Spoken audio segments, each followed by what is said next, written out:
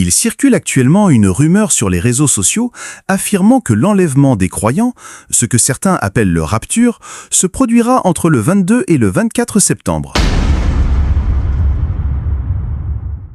Et beaucoup pointent spécifiquement la date du 23 septembre.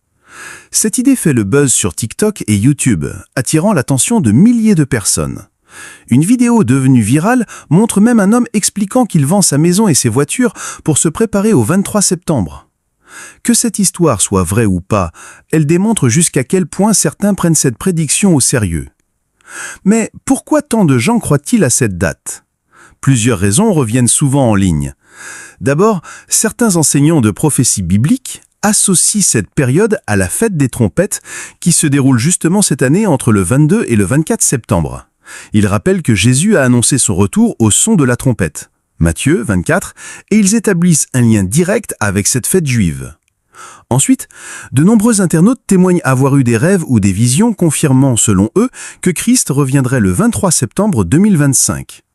Ces récits personnels, amplifiés par la puissance des réseaux sociaux, ont contribué à propager la rumeur à grande vitesse.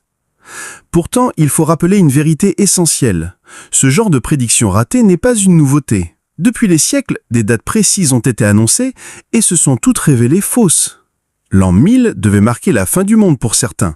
Rien ne s'est produit. Entre 1200 et 1260, un mystique annonçait le retour du Christ, mais il s'est trompé. Au XIIIe siècle, le pape Innocent III fixait la fin du monde en l'an 1288. Encore une fois, rien. Plus récemment, Charles Taze Russell, fondateur des Témoins de Jéhovah, a prédit la fin à plusieurs reprises au XIXe siècle, sans succès. En 1988, un auteur a publié un livre intitulé « 88 raisons pour lesquelles l'enlèvement aura lieu en 1988 », lu par des millions, mais aucun enlèvement. En 2011, Harold Camping, prédicateur américain, annonçait le 21 mai comme date fatidique, puis a repoussé en octobre après l'échec. Et pourtant, le monde a continué. Et pourquoi toutes ces prédictions échouent-elles ? Parce que la Bible est claire. Quant à ce jour et à cette heure, personne ne les connaît, ni les anges des cieux, ni même le Fils, mais le Père seul. Matthieu 24, 36. Toute personne affirmant connaître la date exacte s'éloigne de l'Écriture et entraîne les autres en erreur. Alors pourquoi septembre 2025 suscite-t-il autant d'interprétations ? 3 raisons principales reviennent souvent. 1. La fête des trompettes. Fête juive où le chauffard, corne de bélier, est sonné.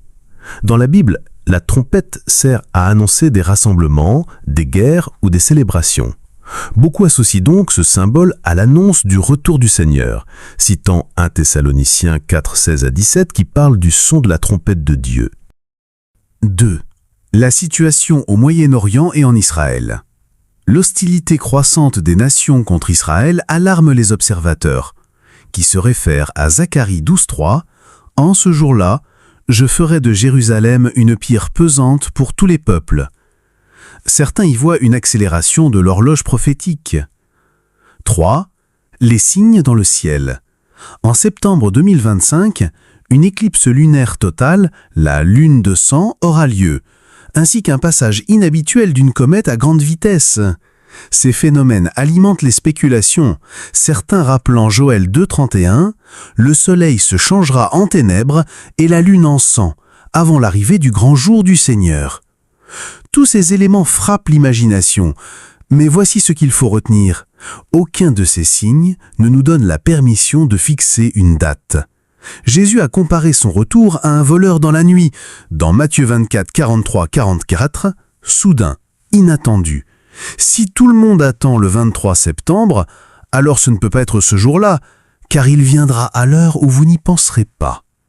Le vrai but des prophéties n'est pas de nous pousser à spéculer, mais à rester prêts, vigilants et fidèles. Paul disait dans 1 Thessaloniciens 5, 2, 6 que « le jour du Seigneur viendrait comme un voleur » et que la véritable attitude du croyant doit être la vigilance et la sobriété. Voilà pourquoi le problème n'est pas de savoir si l'enlèvement aura lieu en septembre ou en décembre, mais de se demander si la trompette sonnait aujourd'hui, serais-tu prêt ? Ce qui compte, ce n'est pas une date sur un calendrier, mais une vie de foi, d'obéissance et de sainteté.